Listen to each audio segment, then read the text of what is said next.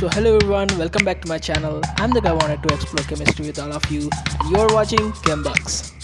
So guys, do you know about activating and deactivating group?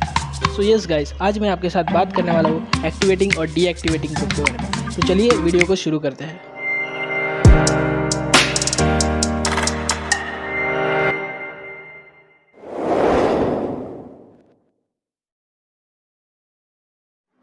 So guys, जैसे कि मैंने आपको इस वीडियो के स्टार्टिंग में बताया कि मैं आपको इस बार एक्टिवेटिंग एंड डीएक्टिवेटिंग ग्रुप के बारे में बताऊंगा कि वो क्या होते हैं और वो कैसे रेट ऑफ रिएक्शन को अफेक्ट करते हैं। हाँ गाइस, इस पर से मुझे याद आया कि आपने कभी ना कभी रेट ऑफ रिएक्शन तो पढ़ा ही होगा, right?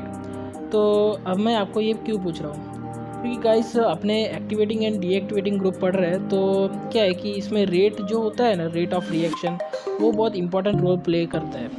In fact these two groups, that is activating and deactivating groups, are differentiated on the basis of rate of reaction, and that's why I'm talking about rate of reaction. So guys, before I move further ahead in this video, I would like to tell you about what are these activating and deactivating group. I mean कि मैं ये activating और deactivating group बुला किसे रहा हूँ। तो चलिए देखते हैं क्या होता है ये। सपोज़ कीजिए आपके पास कोई एक सब्स्टिट्यूटेड बेंजीन रिंग है, ठीक है? तो उसमें और उस पर जो सब्स्टिट्यूएंट है वो है ग्रुप ए, ठीक है? तो गाइज़ ये जो ग्रुप ए है उसे हम कहेंगे एक्टिवेटिंग या डीएक्टिवेटिंग ग्रुप। अब वो एक्टिवेटिंग है या फिर डीएक्टिवेटिंग ग्रुप है, वो डिपेंड करता है कि वो कैसे रिएक्शन को अफेक्ट करता है। ओके, सो गाइज़ इससे आपके माइंड में एक क्वेश्चन आया होगा कि अपने ये एक्टिवेटिंग और डीएक्टिवेटिंग ग्रुप तो ठीक है, लेकिन इसको डिफ्रेंशिएट कैसे करने का, आपने को कैसे पता चलेगा कि जो अटैच्ड ग्रुप है वो एक्टिवेटिंग है या डीएक्टिवेटिंग है? तो गाइस चलिए मैं इसको आपको एक एग्जांपल के थ्रू बताता हूँ।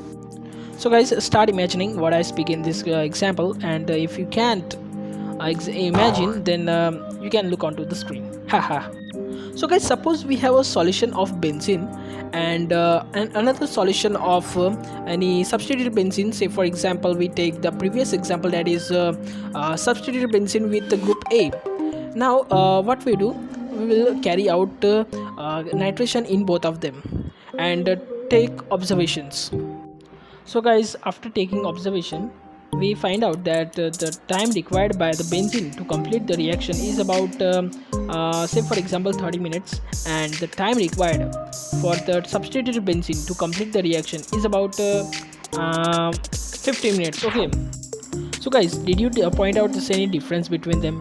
So yes guys, यहाँ पे ये जो substituted benzene है वो benzene के comparison में कम टाइम ले रहा है रिएक्शन को कंप्लीट करने में। तो ऐसा क्यों हो रहा है? Because of the presence of this group A, right? क्योंकि यही मेन डिफरेंस है इन दोनों कंपाउंड्स में, राइट? सो गाइस, इसका मतलब तो ये हुआ कि this group A which is attached to benzene is enhancing the reactivity of benzene, that is enhancing the rate of reaction, due to which we are getting the product in less time. So in this case we will call this group A as activating group. So guys, अब हमें activating group के बारे में तो पता चल गया, but what about deactivating group? So let's take an another example. So suppose we have another solution of benzene and another solution of any substituted benzene. Say for example a benzene is attached to a group B instead of group A, so that is for difference. Okay, now we will carry out nitration and find out that the nitration of this substituted benzene is taking more time in comparison to benzene. So that means this group B over here is decreasing the reactivity of benzene and thereby the rate of reaction, due to which more time is required for getting the product. So depending upon that, we can conclude that this group B over here is acting as deactivating group. So guys, इन दो example के ऊपर से हम ये कह सकते हैं कि जो ये ग्रुप A है वो एक्टिवेटिंग ग्रुप है और जो ये ग्रुप B है वो डीएक्टिवेटिंग ग्रुप है. So that means the group which enhances the reactivity of benzene towards EAS is known as activating group, and the group which decreases the rate of reaction or reactivity of benzene towards EAS reaction is known as deactivating group. So guys, several examples for activating groups are alkoxide, hydroxy, alkoxy, amines, amide, etc. While the examples for deactivating groups are all halogens, then carbonyl, sulfonyl, cyano, nitro, etc. So guys, now we know that what are these activating and deactivating group and how they affect the rate of reaction and reactivity of benzene in ES reaction. But do you know how is it happening? I mean, ये जो rate में increase और decrease हो रहा है in the presence of this activating and deactivating group, ये ऐसे तो हो नहीं रहा होगा, मतलब आप कुछ तो खिचड़ी पक रही होगी ना। तो चलिए उस पकती हुई खिचड़ी को देखने के लिए हम जानेंगे इसका मैकेनिज्म। तो चलिए फटाफट से इसका मैकेनिज्म देखते हैं।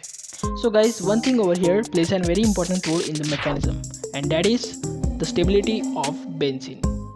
कैसे? चलो देखते हैं।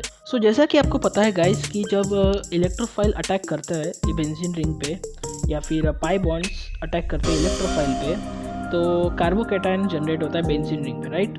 तो उसकी वजह से क्या होता है, उसकी वजह से बेंजीन रिंग डिस्टेबलाइज हो जाती है। एंड इसके पहले मैंने आपको जो बात कही थी स्टेबिलिटी की, वो इसी कार्बोकैटायन को स्टेबल करने की थी।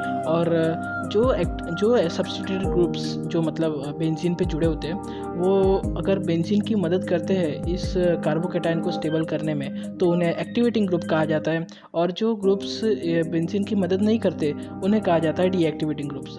एंड क्योंकि गाइस एक्टिवेटिंग ग्रुप बेंजीन को स्टेबलाइज करने में मदद करते हैं, इसलिए बेंजीन जल्दी से रिएक्शन में पार्ट ले पाता है और डीएक्टिवेटिंग ग्रुप बेंजीन को स्टेबलाइज करने में मदद नहीं करते और इसलिए वो रिएक्शन में पार्ट नहीं ले पाता है।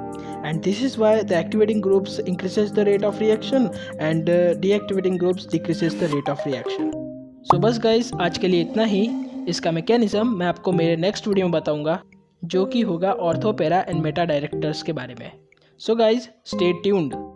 एंड अगर आपको मेरे वीडियोस एंड कंटेंट्स पसंद आते हैं तो इस वीडियो को लाइक कीजिए, चैनल को सब्सक्राइब कीजिए और वीडियो को शेयर ज़रूर करना, क्योंकि यार ज्ञान तो बांटने से बढ़ता है ना। तो चलो गाइज, मिलता हूँ आपको अपने नेक्स्ट वीडियो में, तब तक के लिए गुड बाय।